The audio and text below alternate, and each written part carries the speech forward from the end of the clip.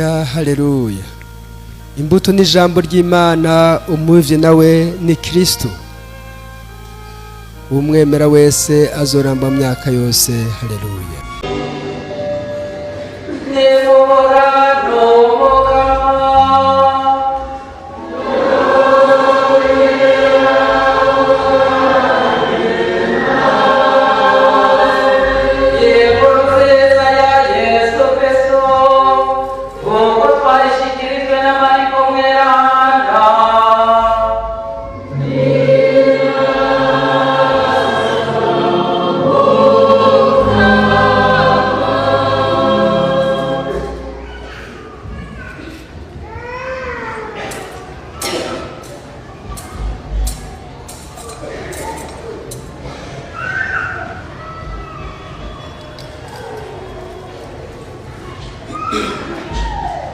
Muri jamisi Yesu n'abigishwa biwe bashitse i Yeriko. Hanyuma mugihe Yesu avuye i Yeriko ari kumwe n'abigishwa biwe n'ishengero rinini, umuntu w'impumyi asega yitwa Baritimayo mwene Timayo yari yicaye ku nzira. Yumvise ko ari Yesu w'i Nazareti, aja mu byo gusemerera avuga ati, ngirira ubuntu Yesu umwana wa Dawudi. Benshi baramwamira ngo aceretse, ariko we arushirizaho gusemerera ati, ngirira ubuntu umwana wa Dawudi. Yesu rero arahagarara avuga ati, muhamagare. Bahamagara nyamuntu w'impumyi bamubwira bati, humura, va hasi, arakuhamagaye. Aterera hasi umutamana wiwe, ubwo nyene aca arahaguruka yegera Yesu. Yesu aramubaza ati, wifuza ko nokukugirira iki? Nyamuntu w'impumyi amubwira ati, mwigisha, nifuza ko nobona. Yesu aramwishura ati, igire ukwemera kwawe kukijije. Ubwo nyene aca arabona, araheza agendanira Yesu. Tushemeze ijambo ry'Imana.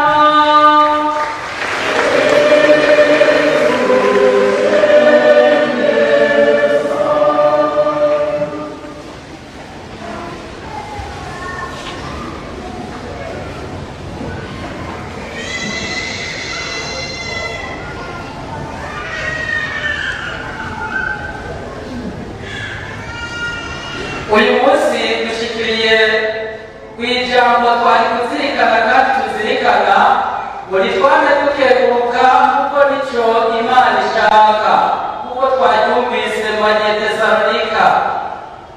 Bakunzi b'Imana, Imana niyo yadukunze, iraheza iraturema, itugira n'abayo ibiremwa vyayo, turi ibiremwa rero vy'Umukama. Gutyo iyo Mana iraheza igaca itugumiza ko inyonga zayo. Iyo Mana yacu iragakundwa, iragasengwa kandi iragakengurukirwa ubuntu mu myaka yose, na cane cane ayiwacu mu Kamenge. Iyo Mana se Umukama wacu Yesu Kristo nishemezwe ubuntu mu myaka yose, kuko niyo yadukunze ubwa mbere gushika naho iturungikira Kristo Mana irakiza. Niwe yemeye kuza kw'isi kugira ngo jewe canke wewe ukire, kugira ngo imiryango yacu ibohoke, kugira ngo imiryango yacu ironke amahoro, bibeho neza, ibe ihimbawe. Ikibifashe byose muri izo ngo zacu bituma haba iryane, ingwara, imiturumbanyo itandukanye, imiyaga mibi n'ibindi birero vyinshi. Nkundira rero tuzirikane bino bisomwa vy'uno munsi, twisunze rero igisomwa ca mbere. Twavuga ko umwe wese uko ariko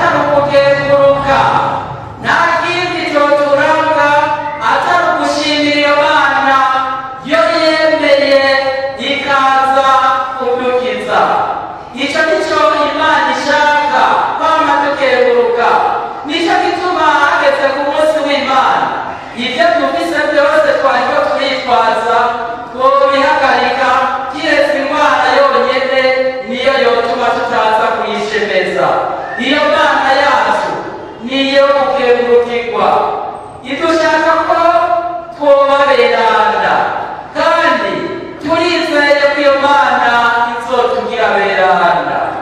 Reka na Kristo nawe nyene nasiba gukengurukira Mana Data muri byose, niwe karorero rero twofatirako. Ntawokenguruka ntawokora icyiza atacoherejwe na Mutima Mweranda. Mutima w'Imana w'ingabire y'Imana twarungikiwe twahawe ataco tutanze. Icyiza cyose dukora kiva ku Mana kandi kivuye ku Mana tuba twacoherejwe na Mutima Mweranda w'Imana.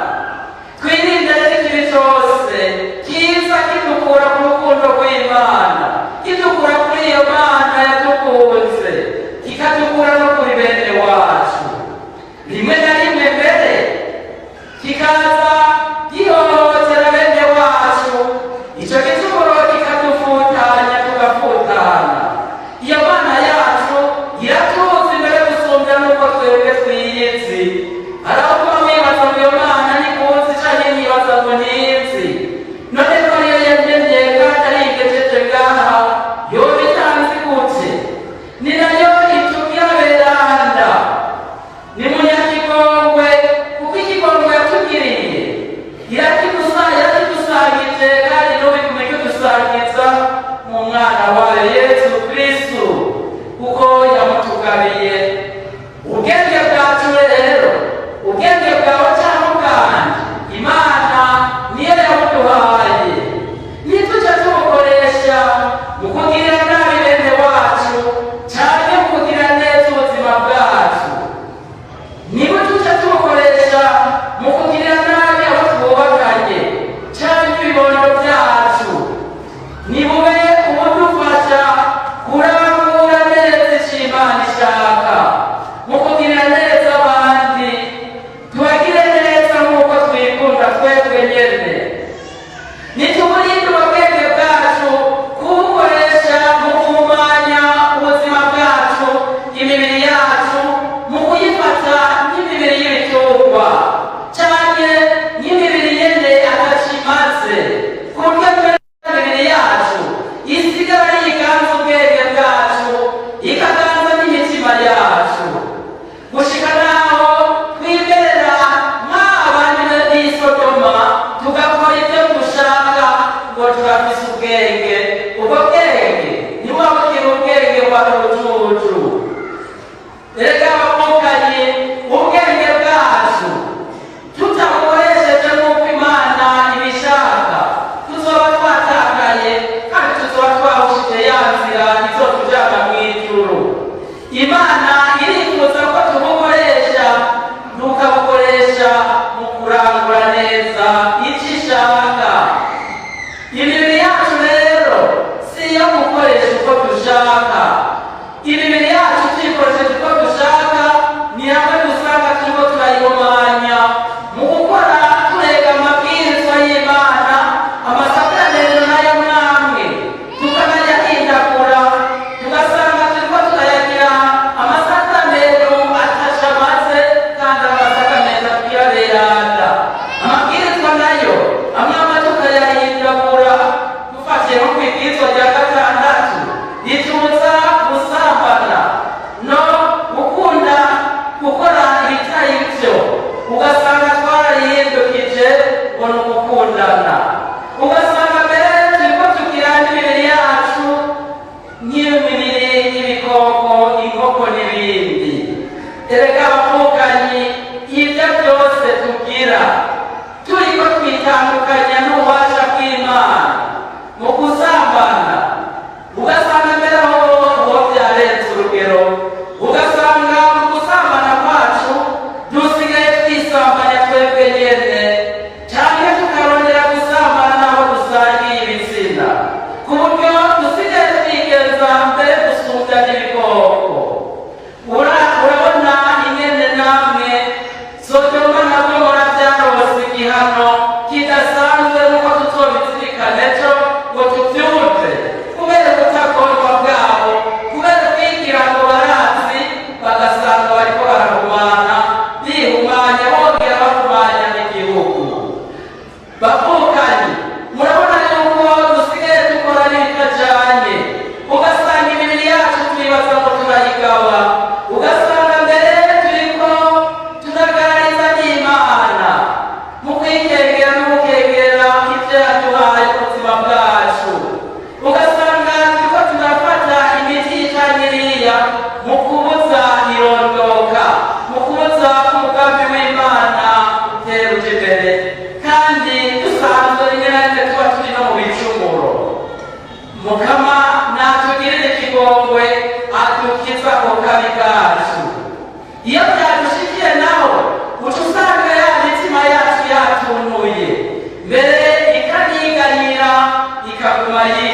gusa. Icyo twakora ni ikihe? Ni ikiza muri y'ijana na 47 itubariye ati shebeza umukama kuko asanzwe ari wakiza imitima yatunguye, nimba warakuye muri ubwo rudubi, nimba uri muri ako kabi, shebeza umukama Imana yawe kuko niwe kugukiza, ni wakiza imitima yatunguye, agakanda n'inguma zacu zose. Ibyo bikomere byose twahise twatewe n'abandi cyane twiteye. Iyo Mana iratuzi, umwe wese mbere imuzi mu izina, irazi n'ibyawe byose n'ibyanjye byose, ibyo ubamo, ibyo wirirwamo, ibyo nirirwamo, ibidukora, ibyo dukora bikaduca kuri yo. Iraturindira, ubu nawe irakurindiriye muvukanyi, irakubwiye ati geza ngaho, hagarikiraho nyene kugira ngo iyo Mana nyene uyigarukeko, kuko uko bica kose igihe gitoyi kugira ngo ugende mubure, iheze ikugurura igitabo cawe wisome ivyo wakoze vyose. Ivyo bicumuro rero nivyo bitubuza rero kubona Yesu, nk'uko twumvise impumyi mwene Bartimayo ariyo Timayo yabuze vyarigoye ingene ibona Yesu kubera yari yahomye, kumva yari yicaye ku nzira ishera, ni ukuvuga nta mahirwe ifise, irababaye, afise ikibazo gikomeye cyane cyo kutabona. Icyo kibazo cyo kutabona Yesu, kutabona abigishwa ba Yesu, ni nacyo kiyitumye yisemerera kandi n'ijwi rirenga. Ariko twumvise ingene isavye harimo n'ikibazo c'ibicumuro, ngo mwana wa Dawudi ngirira ubuntu, mwana wa Dawudi ngirira ikigongwe. Mu yandi majambo, usaba ikigongwe rero turazi n'uba yacumuye, naho rero natwe twoba dufise ibicumuro nitutakambire Yesu ati mwana wa Dawudi ngirira ikigongwe. Ibyo byiza wifuza, ibyo byiza Imana ikwifuza ko nta wundi wabisaba atari mwana wa Dawudi yo kugirira ikigongwe. Ariko naho tubisaba, naho tugomba kubaberanga. Bamwe badashaka keza katujamo, bamwe badashaka ko dukira barababo. Inaca twumvise ngo baciye bagurira hasi rimwe ngo baramuzivya ngo nacereze. Kumbure ntibazi babubabare yifitiye, ntituzi aho yoba yagejeje kubabara. Ni naco gituma wewe ntahagaritse kuvuga ati mwana wa Dawudi ngirira ikigongwe, ngirira ubuntu, ku buryo Yesu mbere bishika naho agahagarara. Aha bitwereka kubandanya avuga, ni uko gusaba no guhozako, si ugusaba rimwe ngo urahejeje, ahubwo no guhozako. Yesu kandi aciye ababwira ngo mwakure, bitweretse ko naho abo baturwanya, naho batatumwa no mazi, naho batutsivya kugira ngo niturokokiza, naho ivyo bitutsivya, abo nyene Yesu arashobora kubacako bakabikira kurondera ivyiza vyinshi. Ngo mwakure ntibavyase kandi bariko baramuzibagiza, kandi bagize ko bagiye kumwakura ntibaciye babashirizaho kumutsivya ngo kazibire. Oya, bararanguye neza ishaka ry'Imana.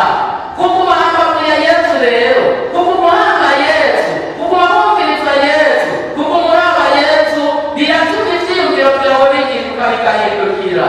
Barabaye ikiraro noneho ca wa muntu. Ngo mwakure nabo kandi kubera ko bamaze kunyugwa, kubera ko ubumana bwamaze kubashikira, kubera ko bamaze kwihweza Yesu nawe akabihweza, bavuze n'icatabatumye kandi vyiza cane. Bamubwiye bati humura, subiza umutima mu nda, va hasi, araguhamagaye. None nawe muvukanyi, muri ivyo bibazo vyawe ufise, muri izo ngorane zawe ufise, ivyo ubona umenga ntivyoshoboka, ivyo rero umaze n'ukwihebura ugasanga umutima wawe uracitse ivutu, arakubwiye ati humura, subiza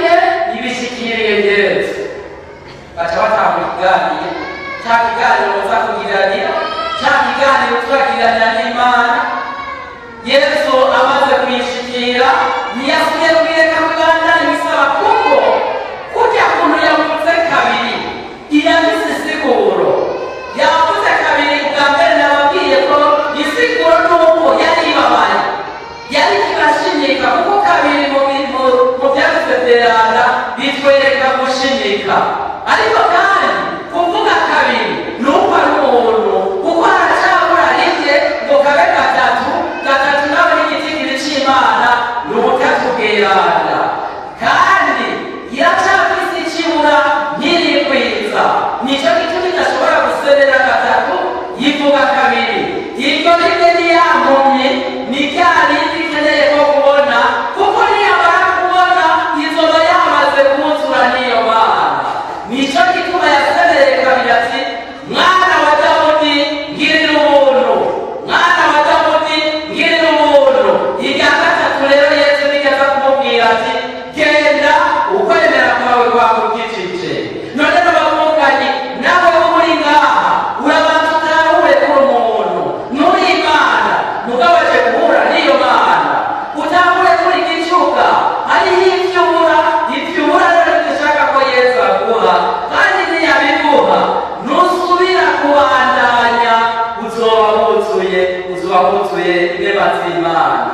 Iyo muntu rero kandi nawe yari yicaye ku nzira ishera iratuhaciye iwariwe, yari kwisabira ifaranga, yari kwisabira utwo kurya. Murabizi nawe ngaho kw'ibarabara impumyi imukuye ndazi ko atakindi yo gusaba. Uwo muntu noneho wari we wese afise agendana ubumuga butandukanye, ico yo gusaba ndazi bwa mbere niyo kubwira ngo mugirire ubuntu. Mu kumubwira mugirire ubuntu yokwereka ngo ushire mw'isaho. Iyo mpumyi rero yari amaze gutahura Yesu w'i Nazareti wariwe. None turanavyumvise yari yamaze kumenya ko ari umwana wa Dawudi, umwana w'Imana, Imana y'ukuri. Ni naco gituma mu kumusaba aramenye ivyo amusaba, ntamusabye ifaranga, amusabye ko yomugirira ubuntu, ko yomukiza. Nawe Yesu arakubaza ati none wewe nawe ushaka kumugirira iki? Niwe muvyivugira, arakeneye rero nawe umubwire ivyo akugirira. Ati ntabara mukama mbone. Yesu rero amaze kumva iryo jambo riri mu kwemera kudasanzwe, nta n'ikindi aheza ngo ayibwire ati ukwemera kwawe rero kurakukijije. None muvukanye urafise ukwemera? None wewe ukuremera ko Imana ariko ushobora vyose? Uremera ko Yesu ari Imana irakiza? Siwe warimwise, yaryiswe n'uwamuremye, yaryiswe nawe nyene, kandi niwe yashatse kuza kugira ngo akukize. Ni Imana irakiza, ni Imana kumwe natwe. Ubu rero yashitse ngaha mu kanya aza kuza kugendere yamarira yose waba muturo ukayatura abataco bagufasha, yamarira yawe waba usuka